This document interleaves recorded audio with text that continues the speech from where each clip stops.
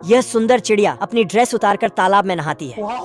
जब मजनू इसे देखता है अरे साला, तो इसे पहली नजर में प्यार हो जाता है। अच्छा। मजनू सुंदर चिड़िया का पीछा करते करते उसके शहर में पहुंचता तो मजनू देखता है कि यह मैडम अदाएं दिखाते हुए घर में जा रही थी। मजनू पीछे पीछे जाता है तो चिड़िया का सिक्योरिटी गार्ड